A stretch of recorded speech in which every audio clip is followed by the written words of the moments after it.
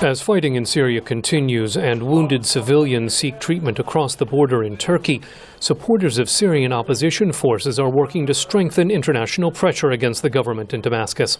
At a Paris meeting of the Friends of the Syrian People, officials from nearly 100 countries pushed to capitalize on Russia and China agreeing to the authority of a transitional government. U.S. Secretary of State Hillary Clinton wants United Nations action. And we should go back and ask for a resolution in the Security Council that imposes real and immediate consequences for noncompliance, including sanctions under Chapter 7.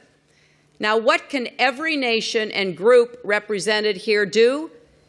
I ask you to reach out to Russia and China and to not only urge but demand that they get off the sidelines and begin to support the legitimate aspirations of the Syrian people. Clinton says that means making Russia and China honor commitments they made at last Saturday's Action Group meeting in Geneva. I will tell you very frankly, I don't think Russia and China believe they are paying any price at all, nothing at all, for standing up on behalf of the Assad regime.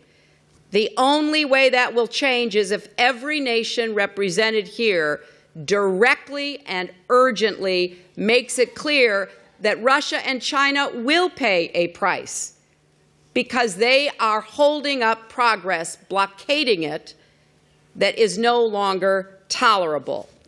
German Foreign Minister Guido Westerwelle says there must be a ceasefire. First, we must put an end to the brutal violence directed by the regime against its people and the continuing bloodshed. Second, we are strongly committed to a political solution through a meaningful transition process as laid out by Kofi Annan and with the support of his mission.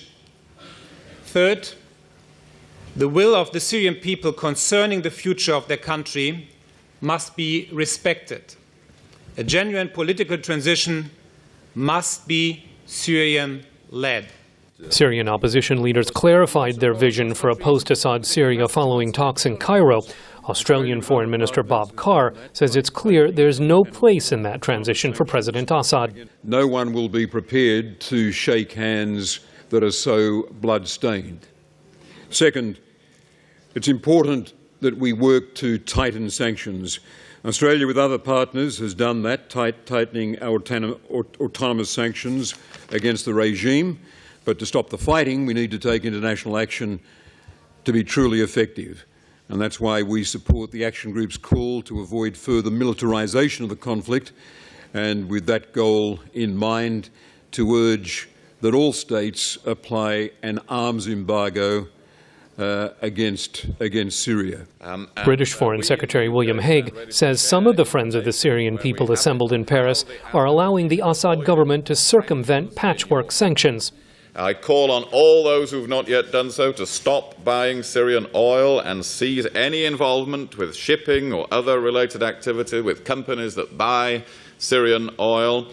There is no way of sitting on the sidelines on this. If you don't impose sanctions and implement them thoroughly, you are allowing the provision to the Assad regime of the means to go on killing the Syrian people. And we see the tragic results every day. The purpose of this meeting is to use progress in Cairo and Geneva to push Syria's political transition forward to a Chapter 7 resolution at the United Nations next week.